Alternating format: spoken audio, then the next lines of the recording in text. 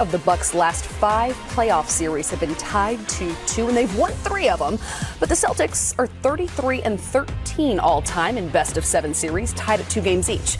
They've also won 14 of their last 15 Game 5s in tied series dating back to 2008. For reference, Jason Tatum was like 10 then. I think Al Horford was probably just a little bit older. But tip-off is just after 7 on TNT in the first of our doubleheader. And in the second, Jaren Jackson Jr. and the Grizzlies hosting the Warriors in Memphis in a must-win Game 5. The Grizz were outscored by 10 in the fourth quarter in Game 4 as the Warriors took their first lead with less than a minute to go. And the Warriors are 19-8 in closeout games since the rise of their dynasty back in 2015. Basketball fans may remember a few of those opportunities. There have only been 4 3-1 comebacks in the conference semifinal round since conferences were formed. Tip-off there is at 9:30 on TNT. So we're looking now at the remaining teams contending for a title. The Warriors with the opportunity to advance tonight, and both the Heat and the Suns with that same opportunity tomorrow. The Bucks and Celtics pivotal Game 5 is in just over an hour. But first, our Jared Greenberg is covering the Western Conference semifinal matchup between the Grizzlies and Warriors. He joins us now from Memphis. Jared, let's start with Ja Morant, the injury to his right knee. What's the latest?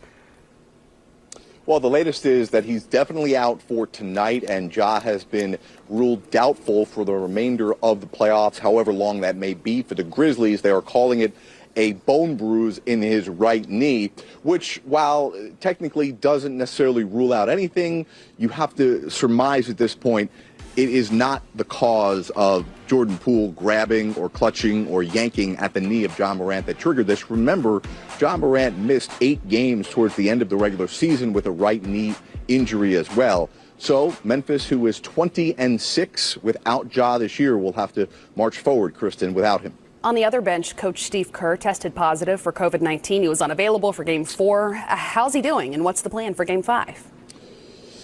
Well, he is still experiencing symptoms. He did not travel with the team here to Memphis, so it will be Mike Brown serving as the acting head coach of the Warriors. He is now 12-0 in his career as the coach of the Warriors during the postseason. You'll remember back in 2017, Steve Kerr was dealing with some major back issues, and Coach Brown had to fill in for him there. And it's been an interesting adjustment for Coach Brown, who may have been more equipped to do this job in past years as an assistant coach for Steve Kerr. That's because in years prior to this season, he kind of worked on both sides of the basketball, really assisted Steve Kerr in all aspects of coaching.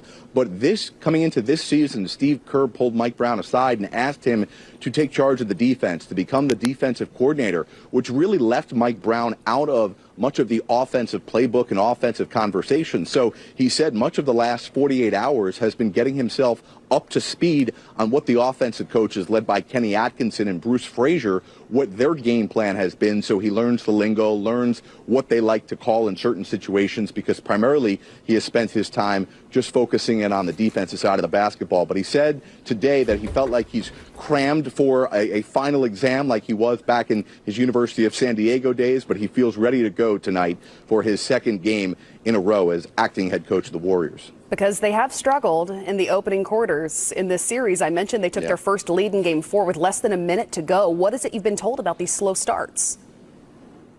Yeah, they really feel like they've been trying to hit grand slams. They like to use baseball analogies in the Warriors locker room because Steve Kerr is such a huge baseball fan. They're really hammering home to the players to try and hit singles.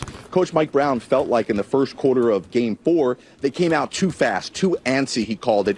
And then once they settled in, they were too complacent and letting the game come to them too much. They need to find that happy middle balance. And they feel 2 things. Number one, they can't turn the ball over as recklessly as they have in the first half of games if they're going to close this one out tonight. And second of all, they don't want to create what they call shot turnovers, where you're getting too deep into the paint. You're allowing runouts by the Grizzlies, who, as we know, are fantastic, even without Ja Morant in transition. The Warriors lead 3-1. Cue the obvious joke. So what's been communicated to you about the importance of closing out this series?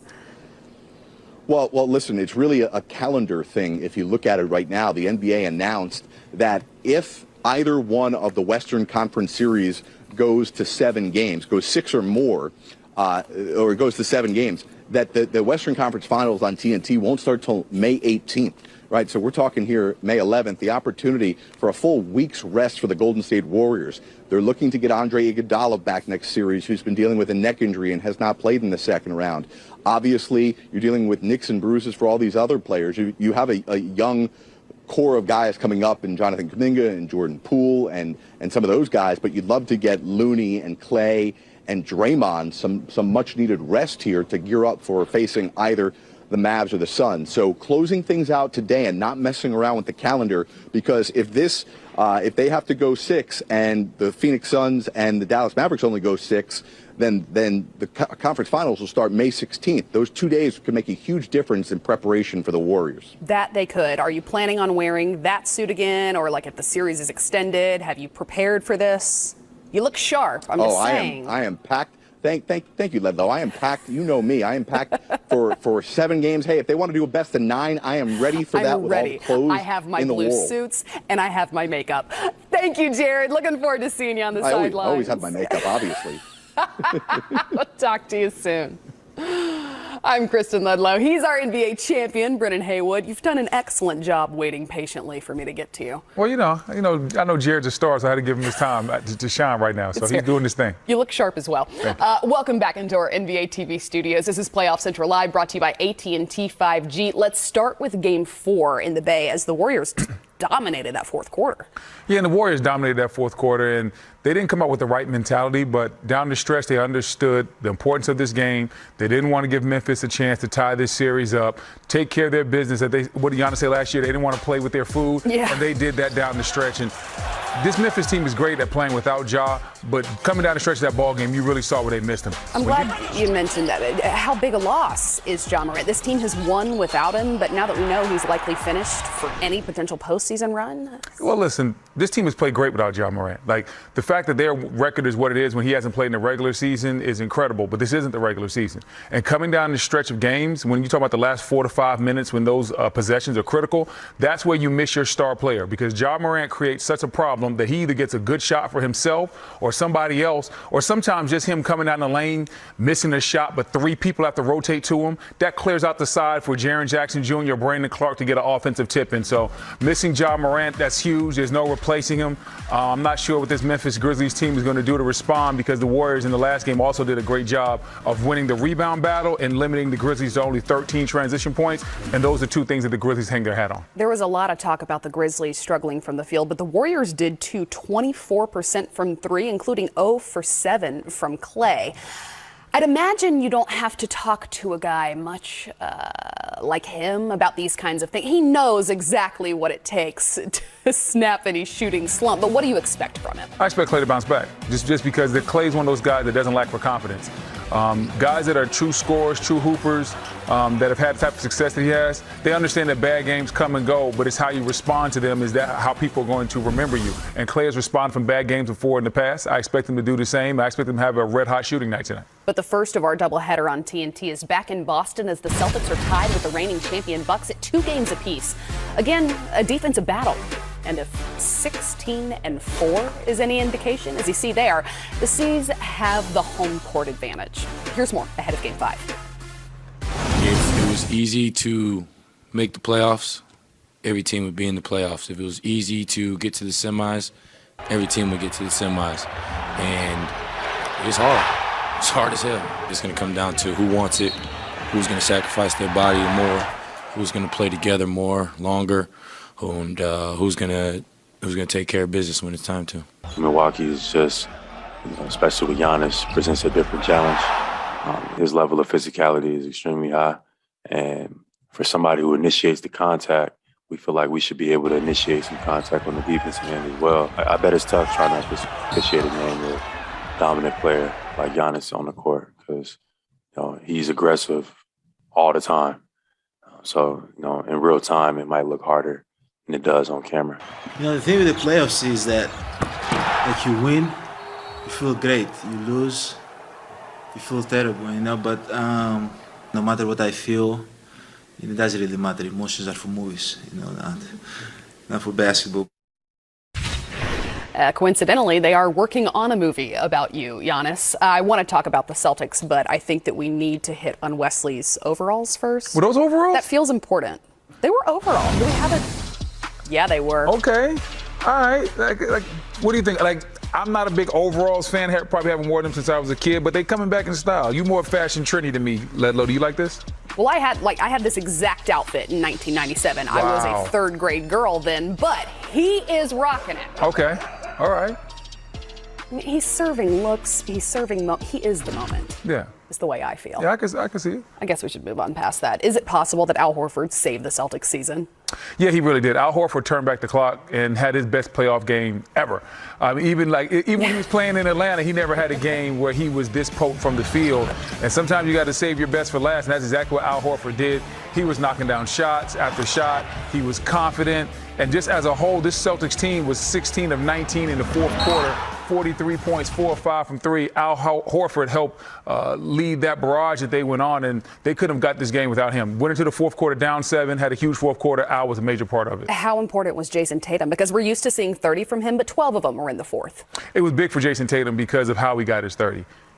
The first couple of quarters weren't great. First 2 or 3 quarters, you're like, maybe he's off again. Maybe he's not going to have a good night. He was just coming off a bad game before that.